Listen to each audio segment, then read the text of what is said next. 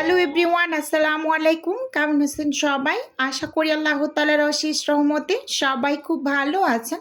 আলহামদুলিল্লাহ, আমিও ভালো আছি। আজকে আমি আপনাদের সাথে শেয়ার করব চিকেন অন্থনের রেসিপি। এই রেসিপিটা অনেক আপুরাই চেয়েছেন, তো সময়ের অভাবে আসলে ভিডিও করা হচ্ছিল না। তো যেহেতু অর্ডার ছিল, কিছু অন্থন রেডি করেছি, তো আপনাদের জন্য আমি ভিডিওটা ক্যাপচার করেছি। আশা করি আপনাদের ভিডিওটা ভীষণ ভালো লাগবে এবং উপকারেও আসবে। আর আমার যে আপুরা ঘরে বসে হোমমেড বিজনেস করছেন তাদের কিন্তু ভীষণ ভীষণ উপকারে আসবে। তো ভিডিওটা স্কিপ না করে একদম শুরু থেকে শেষ পর্যন্ত আশা করছি আমার সাথেই থাকবেন। চলুন রেসিপি দেখে নিই। প্রথমেই এখানে আমি একটা বোল নিয়েছি, আর সেই সাথে মেজারমেন্ট কাপ মেপে এখানে আমি 2.5 কাপ ময়দা নিয়ে নিচ্ছি। আমি তীর ময়দাটা ব্যবহার করছি, প্যাকেট যে তীর ময়দা, তো ওই ময়দাটাই ব্যবহার করছি। আমি এখানে 15 পিস চিকেন অন্থন রেডি করব, সেই আন্দাজেই কিন্তু এখানে ময়দা নিয়েছি। 1 চা চামচ দিয়ে দিলাম হচ্ছে কর্নফ্লাওয়ার, আর এখানে হচ্ছে 1/4 চা চামচ দিয়ে দিয়েছি লবণ। এবার শুকনো উপকরণগুলোকে আমি খুব সুন্দরভাবে এই যে মিশিয়ে নিলাম।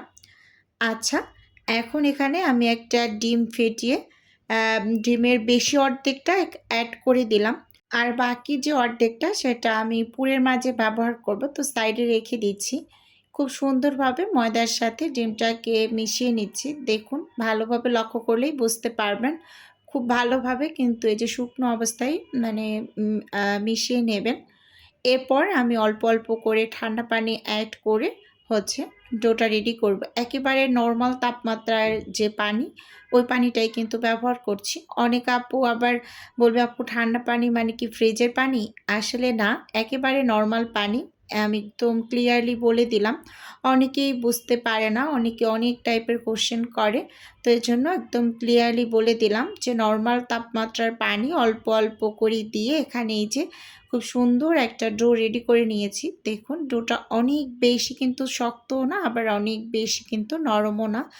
এই যে দেখুন, ভালোভাবে দেখিয়ে দিলাম। এবার ঢাকা দিয়ে সাইডে আমি রেখে দিচ্ছি রেস্টে। এপাশে আমি চিকেন কিমা নিয়েছি। চিকেনগুলোকে ভালোভাবে ধুয়ে পরিষ্কার করে পানিটা ভালোভাবে ঝরিয়ে তারপর কিন্তু শুকনো শুকনো করে কিমা করে নিয়েছি। এখানে আমি হচ্ছে গোলমরিচ গুঁড়ো দিয়ে দিয়েছি একেবারে অল্প করে 1/4 চা চামচ, আর হচ্ছে দিলাম আদা বাটা, রসুন বাটা একেবারে অল্প করে। আচ্ছা, এখানে একটা দিয়ে দিচ্ছি রসুন, আস্ত রসুনের একটা কোয়া আমি কুচি কুচি করে দিয়ে দিয়েছি। 4টা কাঁচামরিচ কুচি দিয়েছি, মাঝখান থেকে বিচিগুলো ফেলে দিয়েছি। আর হচ্ছে এখানে আমি একটা পেঁয়াজ একদম মিহি কুচি করে দিয়ে দিয়েছি। আর এখানে 1 চা চামচ দিয়ে দিলাম চিকেন পাউডার। অবশ্যই চিকেন পাউডারটা অ্যাড করবেন।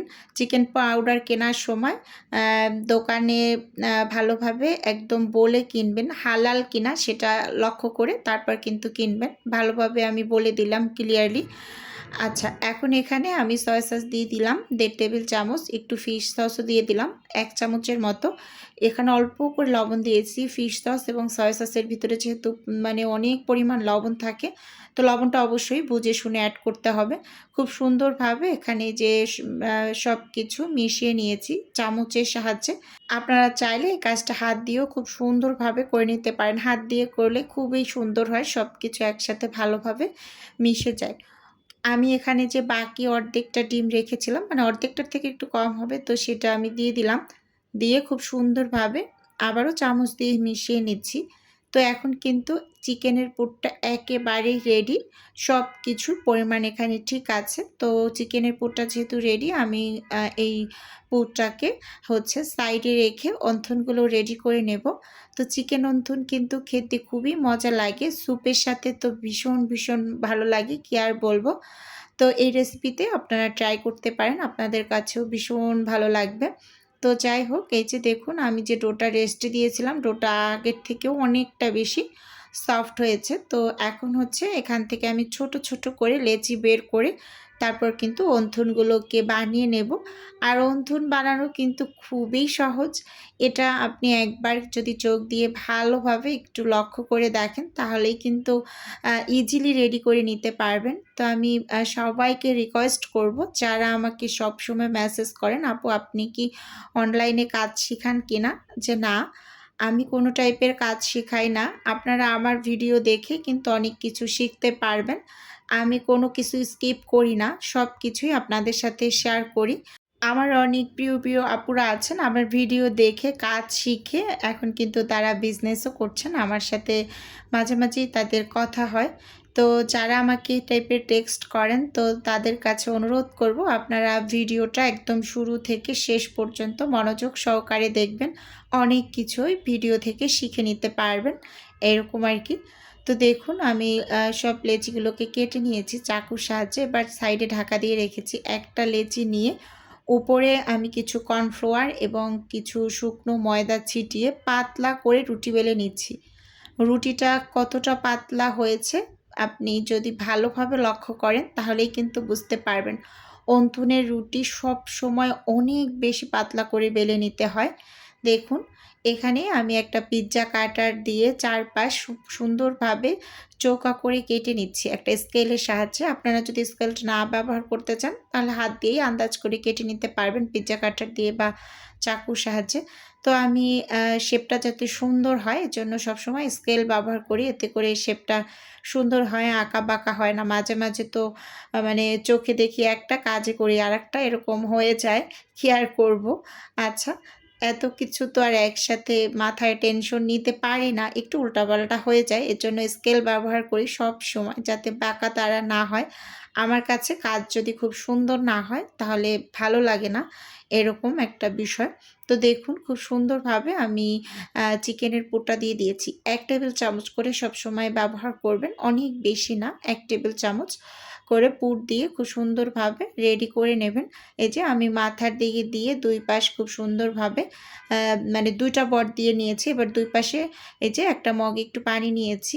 আপনারা চাইলে এক পাশে পানি দিয়েও খুব সুন্দরভাবে লাগিয়ে নিতে পারেন। তো আমি ২ পাশে একটু পানি দিলাম যাতে খুব সহজেই লেগে যায়। যেহেতু কর্নফ্লাওয়ার এখানে দেওয়া তো একটু মানে লেগে যেতে চায় কম। তো এজন্য হয় কি একটু চেপে লাগিয়ে দিতে হবে। এজন্য আমি ২ টা সাইডে একটু পানি লাগিয়ে নিলাম।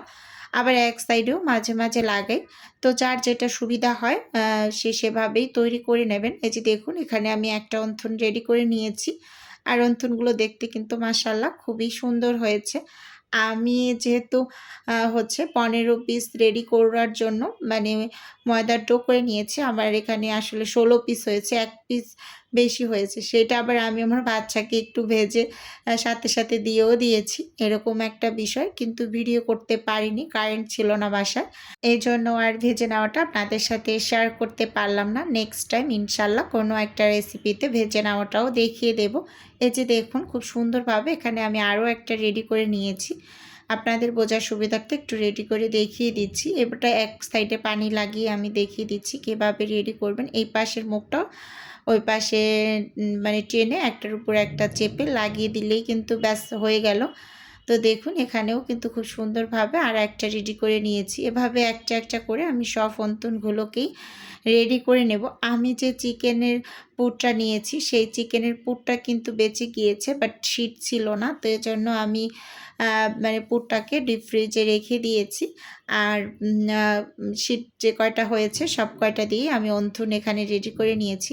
এখন এগুলোকে আমি ২০ মিনিটের মতো ডিপ ফ্রিজে রেখে দেব। তো ভিডিওর এই পর্যায়ে ছোট্ট করে নিজের বিজনেসের একটু প্রচার করছি। আপনারা তো অনেকেই জানেন আমার ছোট্ট একটা ফ্রোজেন আইটেমের বিজনেস আছে। যদি কেউ কোনো টাইপের ফ্রোজেন খাবার অর্ডার করতে চান তাহলে স্ক্রিনে দেওয়া হোয়াটসঅ্যাপ নাম্বারে নক দিলে কিন্তু আমি A to Z বলে দেব। আর যদি কেউ অর্ডারটি সরাসরি কনফার্ম করতে চান তাহলে কল করে অর্ডারটি সরাসরি কনফার্ম করতে পারেন। এই যে আমি ২০ মিনিট পর একটু শক্ত হওয়ার পর মানে হালকা তারপর তুলে একটার উপর একটা পলি পেপার দিয়ে রেখে দিয়েছি। ওই যে বললাম না কারেন্ট ছিল না বিধায় আমি এই ভিডিওটিকেও নিতে পারিনি, কি আর করার। তো যাই হোক ওভারঅল বন্ধুরা আপনাদের কাছে আমার আজকের এই ভিডিওটা কেমন লেগেছে চাইলে আমাকে ছোট্ট করে কমেন্টস করে জানাতে পারেন। আজকে তাহলে এখান থেকেই বিদায় নিচ্ছি। দেখা হবে নেক্সট কোনো ভিডিওতে। আল্লাহ হাফেজ। আসসালামু আলাইকুম।